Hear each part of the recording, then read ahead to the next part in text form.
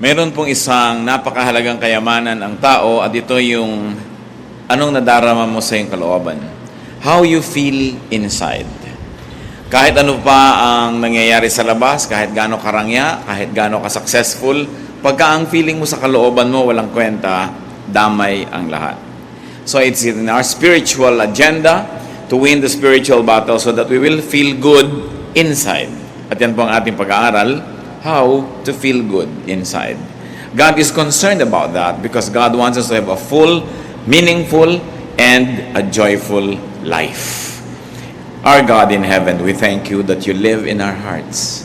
We thank you that your Spirit makes home in our heart, O God. And we thank you that you are one with us when we are one with you. We ask you, Father, to cleanse us, make us whole, enable us to enter your holy presence. We declare our sins to you. We declare our need for you, O God. Make us whole, cleanse us with the blood of Jesus, forgive us our sins. And as you forgive us, O God, we come to you. We approach your throne of grace, your throne of goodness, as forgiven children, and we ask you to bless us. Teach us. Open our eyes and ears. We reject any spirit that may take away our attention from you. We reject any thought that will divide our heart. And we like to attend to your words. We like to look at your face to hear your voice. Heal as you teach us. Enable us, Lord, to touch your heart. And may you touch our hearts as well so that we may be changed. Lead us, teach us. In the name of Jesus, your Son, our Lord, we pray. 1 Corinthians 6:19 says, your body is a temple of the Holy Spirit. Napakarami, malalim ang kahulugan ng ating katawan, ng ating puso, yung ating pagiging tao ay tirahan ng Espiritu ng Diyos. At bili naman sa Ephesians 4:30, do not grieve the Holy Spirit of God. So nakatira sa puso ng tao ang Espiritu ng Diyos at kabilin-bilinan, huwag palungkutin, huwag pagluksain, huwag bibigyan ng at tatanggalan ng sigla ang Espiritu na nasa atin. How to feel good inside. First of all, be clean. It's very important to be clean. Lalo tayo mga Pilipino, mahilig talaga tayo sa hygienic practices. Kahit ano pa ang kalagayan mo, pag hindi ka nagsipilyo, parang you don't feel happy. So, ang mga empleyado, makikita mo after lunch break, kanya-kanyang sipilyohan sa mga lababo, sa mga banyo, kung saan-saan. Kahit konti na lang ng tubig, ipampapaligo yan. Ano? Kaya, mahalaga clean. But that's physical cleanliness. What more, yung spiritual cleanliness. So, be righteous if you want to feel good inside. Listen to your conscience. Listen to the inner voice. Sabi sa 1 Timothy 1:19, some have rejected good conscience and so have shipwrecked their faith. Pagka hindi tayo nakikinig sa konsyensya, at dahil may espiritu na nasa kalooban natin na nauuhaw, nadidiliman, nasisikipan, nahihirapan, nawawala yung ating saya, yung ating ginhawa ng kalooban, we don't feel good inside. A bad conscience makes you feel miserable. Kaya mayroong mga tao na kahit na magtagumpay, kung alam nilang nandaya sila, mayroong small voice speaking to them. Kahit na parang mayaman ka, marami kang kinita, pero alam mong may dinaya ka, mayroong nagsasalita sa'yo. Hindi makukumpleto ang iyong kaligayahan. So that's the first requisite for us to feel good inside. Be clean spiritually. And then be nourished by God's Word. Yung po mga bagong-bago sa Panginoon, bagong Kristiyano, bagong nagsimula na mag-aral ng Biblia, ito ang pinagkaiba nila doon sa mga dati na. Lagi sila nagbabasa, nauuhaw, nag-aaral. Kaya merong apoy na mainit, merong sigla, merong lakas na espiritual, yung mga bagong-bago ang relasyon sa Panginoon. Sadly, many people who are already in the Lord for many, many years begin to lose the habit of reading God's Word. Kung minsan nagiging dependent na lang sa mga instant Bible study guides, mga instant inspirational guides, at hindi na talaga napag-aaralan at nababasa yung salita ng Diyos. It's important for us to feed on God's Word. Why? Because there's the Holy Spirit in you. Kung yung katawan natin, pinapakain natin ng physical food, physical drink, yung spirit naman sa atin, kailangan pakainin mo ng God's Word. It's very important. Many people who begin to wonder why they have lost the initial joy of their relationship with God will find that most of the time what is neglected is Bible reading. Yung Bible reading na hindi nagmamadali, yung talagang naghahanap ng pagkuhan, ng mga utos na susundin, ng mga bagay na dapat tigilan gawin, mga bagay na dapat simulang gawin, at mga pangako na dapat ay maktinin. Psalm 119, 105, Your word is a lamp to my feet and a light for my path. You know that light gives comfort, a lamp gives you security. And very importantly, God's word detoxifies. Marami ng uso ngayon. Kasi wala, uminom ka ng ganitong herb, uminom ka ng ganitong gamot, gawin mo ito, gawin mo yan, para alisin yung mga lason sa iyo. Para daw luminis ang ating dugo, luminis yung ating circulatory system, lahat ng yan. Pero ang talagang paglinis ng mga spiritual toxins ay yung salita ng Diyos. Daig talaga niya tayo ng pagkakamot na malis. Kasi yan ang nagtulak sa puso ng Panginoon. It's not important just to read, but it's very important to meditate on God's words. Kaya dapat talaga ang taong mananatili ang joy sa kanyang puso, yung malalim na kaligayahan, nagpa-budget siya ng oras, naglalagay talaga siya ng panahon para magbasa ng salita ng Diyos araw-araw. Kung yun man ay sa umaga, sa tanghali o sa gabi, kung ano yung hiyang sa inyo ng panahon, pero kailangan pinaglalaban na. Ang mga taong tinatawag na nagpa-backslide, ang tao na unahan nila na makikita ng gawain sa pagpa-backslide, yung hindi pagbabasa ng Biblia on a regular basis. Wala kang makikita na sasabihin mo, itong taong to, backslider or in a backslidden state, o nalayo ng nalayo sa Panginoon na patuloy na nagbabasa araw-araw. Parang hindi pa ako nakakita ng ganun. In fact, stopping reading God's Word and meditating on it every day is the beginning of backsliding. Paano po i-describe ang blessed man sa Psalm chapter 1 verse 2? His delight is in the law of the Word, and on His law he meditates day and night. Siyempre, ang ating mga Bible study leaders, mga preachers, may mga meditation yan later on for the consumption of everybody. Pero dapat meron kang personal meditation. Hindi mo lang iaasa sa teacher, sa preacher, yung pagkain, paglunok, pag-digest ng salita ng Diyos. Kailangan may kanya tayong ginagawang ganyan. Colossians 3:16, let the word of Christ dwell in you richly. Kasi sinasabi ng iba, kaya ka nagkakaswine, kaya nagkakaroon na iba-ibang flu, bumababa daw yung resistensya, bumababa yung immunity level mo. So, yung dati, tinatabuan ko ng sakit, dugo yung katabi mo, may dalang sakit, pero kung malakas ang katawan mo, hindi mo tatakapin yung sakit na yun kasi nilalabanan ang katawan mo. At ganoon dapat yung espiritu natin, lagi tayong may intake of God's Word para pag dumadating yung temptation, dumadating yung pagsubok, yung mahirap, hindi ka doon na igugubo kasi may panglaban ka. It's very important na pinakikipaglaban ko yung reading and being nourished by God's Word. Meditation gives perspective.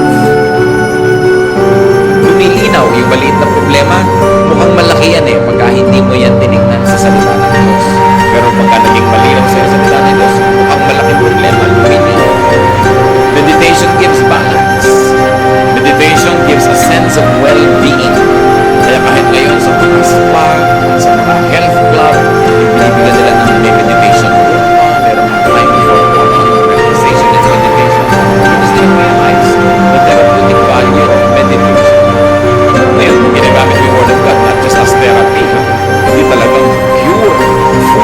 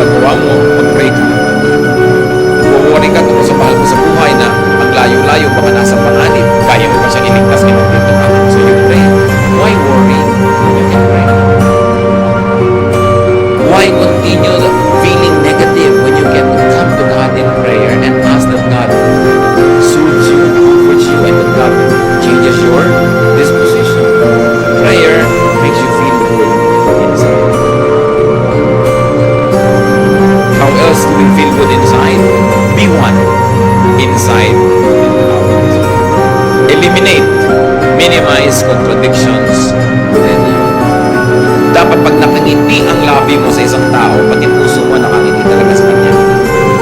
Mahirap yung nakangiti yung labi mo pero nakasimangot yung puso mo. Yun yung hati ka. Hindi ka sasaya. Walang taong hati na sasaya. Kailangan nando ka sa cause na gusto mo. Hindi doon sa labag ng iyong kalooban. Dapat sinusuportahan mo yung mga tao gusto mo talaga suportahan. Minamahal mo yung gusto mo mahalin. Ginagawa mo yung talagang gusto mo gawin. Kasi pag hindi mo pa ginawa yung gusto mong gawin, sinong gagawa mo para sa'yo? Ang pinag-uusapan siyempre na yung magawa, hindi naman pinagbabawal ng Diyos. Yung pagdadalawang isip, pagdadalawang loob, nagtatanggal yan. Yan mga kapatid, kung ano man ang pinagdadalawang loob, pag-isipan nyo na, get good advice, manalangin kayo at magpasya na kayo sa isa. Mahirap yung dalawa-dalawa, tatlo-tatlo ang hinahabol natin sa buhay. Kailangan magpasya kang maging buo. Ang pagiging espiritual, ang pagiging makadiyos, ang isang kahulugan niyan, ikaw ay buo.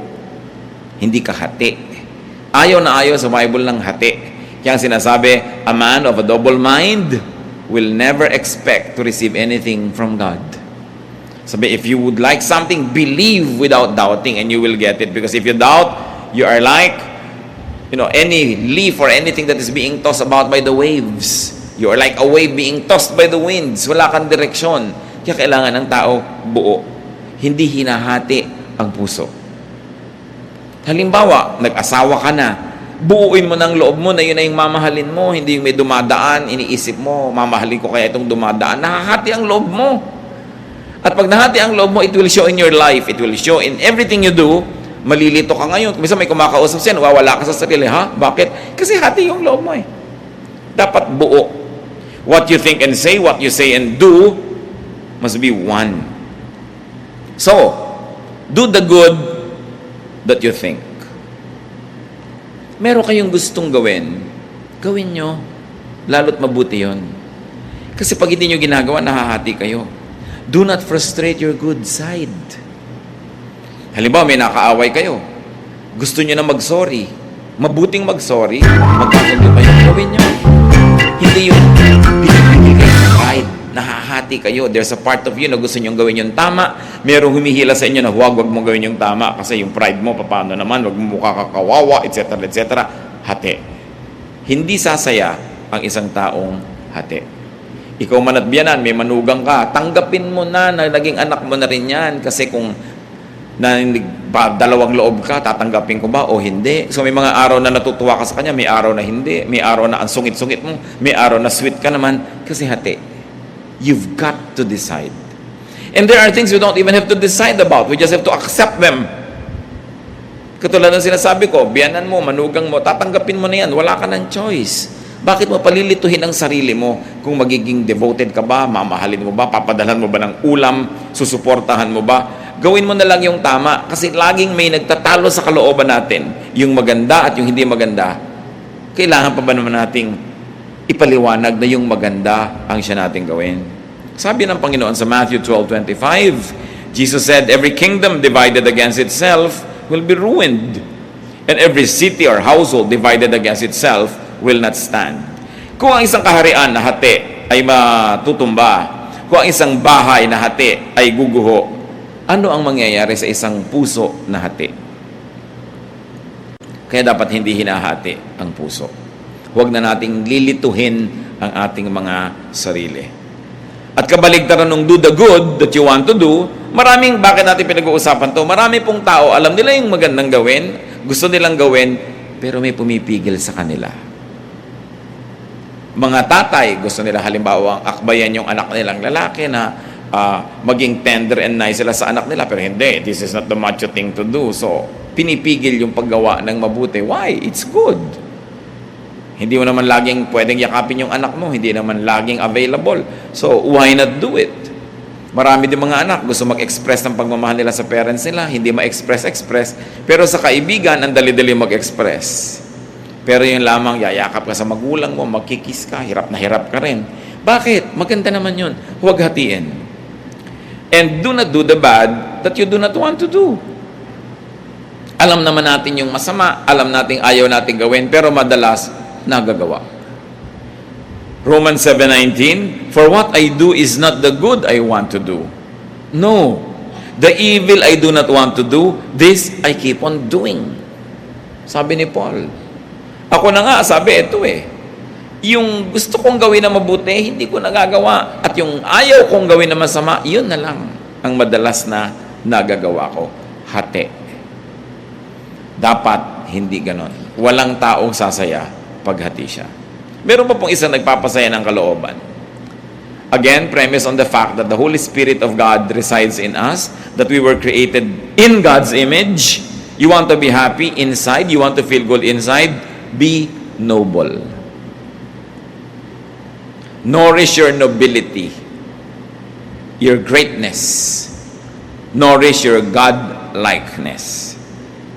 Genesis 1:27, so God created man in His own image. Ang ating wangis, wangis ng Diyos. Ang espiritu natin, espiritu ng Diyos na ibinigay sa atin. Ginawa tayo upang maging mahalaga, mataas ang uri. Psalm 139 verse 14, I praise you because I am fearfully and wonderfully made. Romans 8:29, for those God foreknew, He also predestined to be conformed to the likeness of His Son.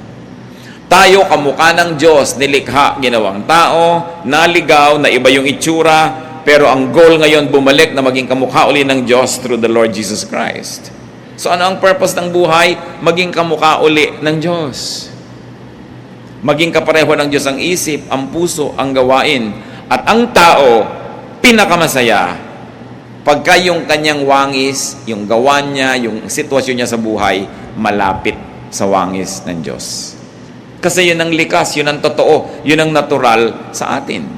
Parang mga baboy, ano ay kinakatuwa niyan? Maglublob sa putik. Kalabaw, ano ay kinakatuwa? Maglublob sa tubig at sa putik. Kasi yun ang nature nila Baboy sila, kalabaw sila. Diba? Ano ang ikinaliligaya ng ibon? Lumipad. Kaya ibon man may layang lumipad. Kulungin mo at umiiyak. Kasi nature niya yun na lumipad. Anong nature ng tao? Maging kamukha ng Diyos. Kasi nilikha tayo na kamukha ng Diyos, at nung tayo'y nadapa at naligaw, kaya si Jesus ay namatay para sa atin tayo tubusin, para makabalik tayo dun sa daan, pagbalik dun sa pagiging kamukha muli ng Diyos. So what is the goal of life? Christ-likeness. At kung gusto mo to feel good inside, be Christ-like, be God-like, be noble. Maging kagalang-galang. Kaya di ba, pagka ikaw ay dumarating at binibati ka ng maganda, you feel good, ginagalang ka. Pero pag binabastos ka, you feel bad. Why? Kasi hindi natin nature na bastusin. We were created in God's image. Kaya pag binibigyan ka ng halaga, inaalok, binabati ng good morning, birthday mo, naalala, lalo't may regalo, tuwang-tuwa ka. You know why? Because pinapahalagahan ka. Kasi tayo ay mahalaga. Sino ngayon ang taong lulungkot? Yung hindi niya pinahahalagahan ng sarili. Yung pinapayagan niya na maging siya ay basahan dyan, binabastos-bastos, binabali, walang taong sumasaya na ganun, kasi hindi na ating likas. What then should we do? No? How do we become noble and nobler? By making the right choices. May mga gusto tayong gawin na mataas, maganda, gawin natin. Meron tayong gustong sabihin na noble, gusto mong pumuri sa tao, gawin mo. Because it's the noble thing to do. Luke 12:12, the Holy Spirit will teach you what you should say. Ganun nakatanim sa atin yung Espiritu na pati sasabihin mo pa nga, maituturo ng Espiritu yung gagawin mo, yung desisyon mo. Kung maganda ang relasyon mo sa Diyos. So, how do we become noble? Do good. We are most noble when we do good. We are least noble when we do things that are bad. Kaya nakikita nyo yung mga nahuhuli sa akto na gumagawa ng mali. Pinagmamalaki ba nila yun? No. Kasi hindi yun ang gusto natin na malaman ng tao tungkol sa atin. Kasi hindi tayo talaga ganun. Dapat maging mabuti at maging mabait. Because that is what is noble. Yung mabuti, inclination yon. This is the nature of the heart, mabuti. Yung mabait is kabutihan in action, nagiging kabaitan. So, mabait ka, mabuti ka. Mayroong mga taong mabuti pero hindi mabait. Mabuti sila, hindi sila gumagawa ng masama. May intensyon silang gumawa ng mabuti pero wala namang action. Kailangan may aksyon. Yun ang kabaitan. How do you feel noble? Kailan tayo nakakaramdam, mga kapatid, na ang taas-taas ng pagkatao mo? When you give more than you get, you feel noble. Yung nagbibigay ka, taos puso, you feel noble kaysa ikaw yung binibigyan. Di ba? Hindi masarap yung feeling na ikaw yung binibigyan. Pag masarap ang feeling mo nun, something's wrong. Pero usually, mas masarap yung nagbibigay ka kaysa yung namamalimos ka, kaysa ikaw itong kinakahabagan. Mas masarap yung ikaw yung nahahabag because to give is noble. Do not get, then just forget. Kasi halimbawa, dumating yung point, ikaw ang tumatanggap, ikaw ang binibigyan. How will you become noble now? Ikaw yung naging recipient, nagbabayad ka ng utang na loob. Nagsusukli ka, gumagawa ka ng mabuti. Kaya pag may gumawa sa atin ng mabuti, pagkatapos na-empower naman tayo, lumakas, tayo naman yung gumagawa ng mabuti sa kanila, you feel good. Because it's your nature to feel good that way. You want to feel noble, give more than you get. Give more than you receive. Do not just get and forget. Pagka kayo hingi lang ng hingi, kuha ng kuha, tapos hindi tayo marunong magsukli, gumawa ng mabuti, yung konsyensya nyo, binabagabag din kayo. You will not feel good. Hanggang hindi kayo nagsusukli ng kabutihan. Do not receive what you cannot reciprocate. Mga babae, nililigawan kayo, o ngayon kahit lalaki, naliligawan na rin. No? So, ang nangyayari, huwag kayong tanggap ng binibigay sa inyo kung wala naman pala kayong pagtingin. Hindi nyo naman pala susuklian ng isang kindat o isang holding hand o isang yakap. Wala pala kayong balak isukli o ipalit. Huwag yung tanggapin. Because that is not the noble thing to do. It's important to be noble. And nobility has nothing to do with wealth. May mga tao ang yayaman pero hindi noble ang mga pamamaraan nila. Hindi noble yung kanilang karakter. May mga tao ang hihirap pero ang taas ng pagkatao. Alam mong taong-tao ito kahit walang pera. Walang kinalaman ng pera dyan. And when we are noble in our ways, we feel good. Another way to feel good inside, be classy. Dapat class act. Hindi ko sinabing maging mahal ang damit mo, maging expensive yung taste mo, pero may class ka. What do you mean? Do not do not say, do not think what makes you appear or feel cheap. Meron na ba kayong nagawa na sabi na pagkatapos na nagsisisi kayo dahil nagmukha kayong mumurahin, huwag niyong gagawin yun. No? Halimbawa, gusto mo yung isang tao pero ayaw sa'yo, huwag mong ipagdutdutan ang sarili mo kasi magiging cheap ka. Yung ting dadaan siya doon, nandun ka nakakalat. Yung pupunta sa room na yun, nandun ka. Yung parang wala ka nang ginawa kundi planuhin siya abangan. It's cheap. No? Do not appear and do not feel cheap. Lalo ikaw babae, hindi ka naman pinapansin. Ikaw pa tong laging nakakalat dyan. You know, it's cheap. It will not make you feel good. Magkakaroon ka lang ng immediate pleasure dahil napagbigyan mo yung hilig mo.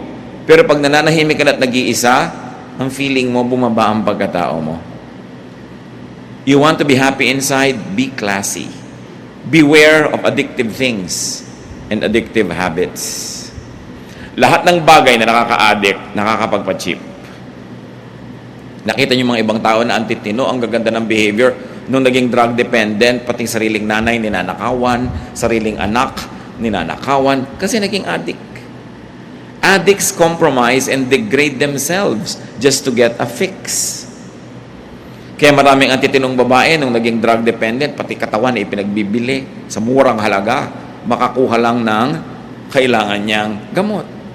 Addiction cheapens people. Kahit anong addiction yon. Addict ka halimbawa sa sugal. Addict ka halimbawa sa isang uri ng pagkain. All kinds of addictions. Kaya ang isang message ni Lord Jesus Christ is freedom. Sabi, moderate yourself, moderate your lifestyle that you do not become dependent on anything or anyone. Sabi ni Paul, we have learned to be content in whatever situation. Sa init at lamig, sa gutom at busog, sa meron at wala. Sabing ganon, natututo kami maging kontento. Because anything that you will desire can become your master. And to have a master, no matter what, basta hindi ang Panginoon yon, can cheapen anybody. So do not degrade yourself. Isang payo sa mga umiibig, kung talagang ayaw sa inyo, wala kayong magagawa para kayo magustuhan. Habang nandiyan kayo at nagpipilit, lalo lang kayong nakakaayawan. At lalo lamang bababa ang pagtingin sa inyo, lalong lumalayo yung pag-asa niyong magustuhan kayo. Subukan yung talikuran at iwan, baka sakali pa. Pero yung hahabol-habol ka, wala kang pag-asa. Paminsan-minsan baka pagtiyagaan ka, lalo't wala namang ibang tao, pero gusto mo yung pinagtiyatsagaan ka lang o pinagbibigyan? So kung ayaw, di wag. If you don't like me, we both lose. Dapat ganun ang policy mo. Do not allow others to degrade you. Save yourself from degrading situations. Katulad nung kwento sa Luke 15:13-18, yung prodigal son. Anong ginawa niya? Hiningi niya yung mana niya, nilustay niya, pagkatapos naghihirap siya sa isang foreign land, naging trabaho na lang siya doon, taga-alaga ng baboy. Hindi naman siya pinapakain, kinakaingitan pa niya yung baboy dahil kumakain sa oras, siya hindi. So, nagising siya sa katotohanan, sabi niya, hindi ito dapat.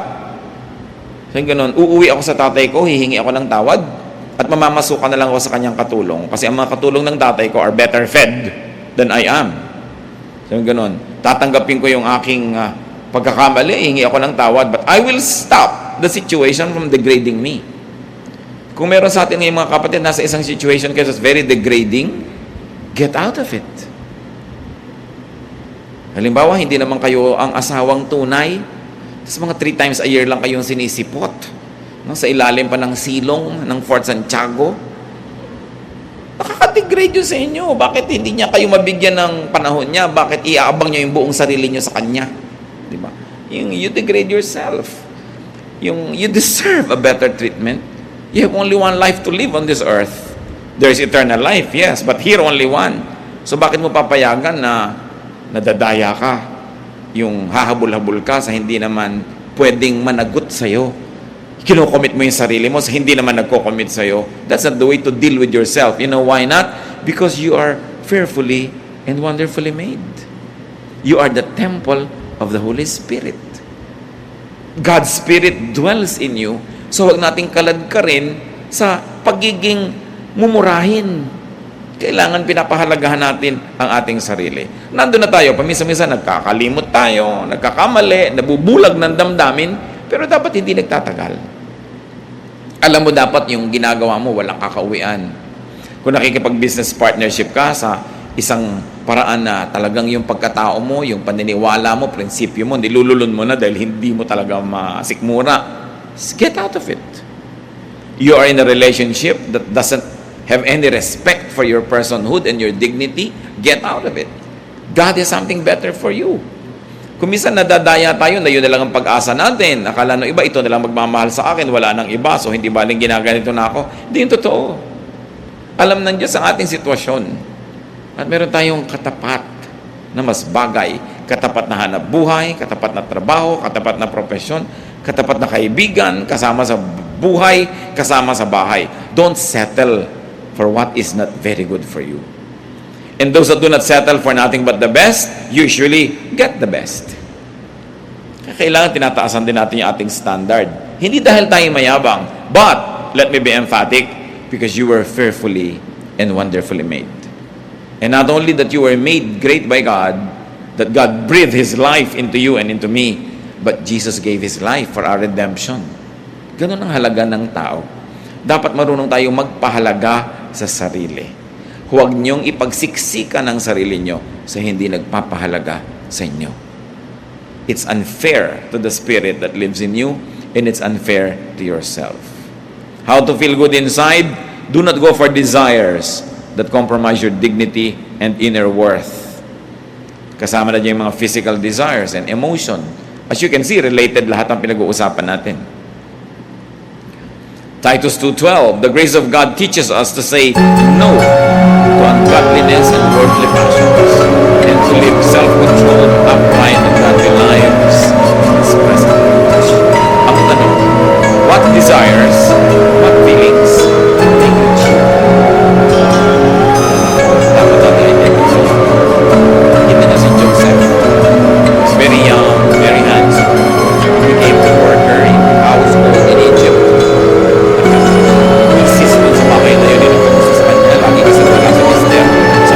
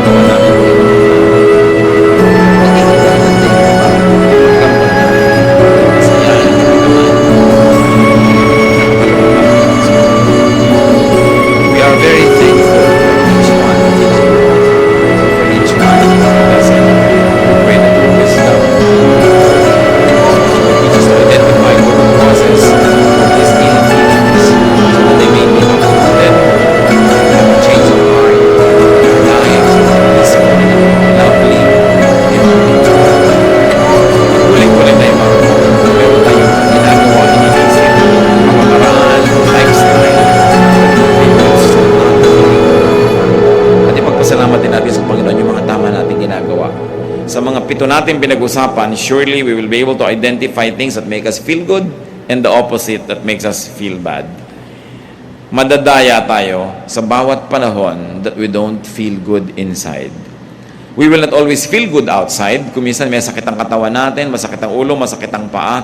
But what is important is to feel good inside. Na yung espiritu natin payapa, tahimik, masaya, kaya nating harapin kahit anong hirap ng katawan o hirap sa paligid. Ama namin, kapatuloy po kayong humipo sa aming mga buhay at mga puso. And may you minister to us to this message na maski Panginoon anuman ang pinagmumula ng aming kumisan, mga lungkot, mga katamlayan, ituro nyo sa amin kung paano ito lulutasin para ang buhay na ipinahiram nyo sa amin, Panginoon, may be lived in joy, in happiness, in peace. Manalangin tayong sumandali and let the Spirit of God minister to each one, especially those that usually do not feel good. May the Spirit of God bless each one.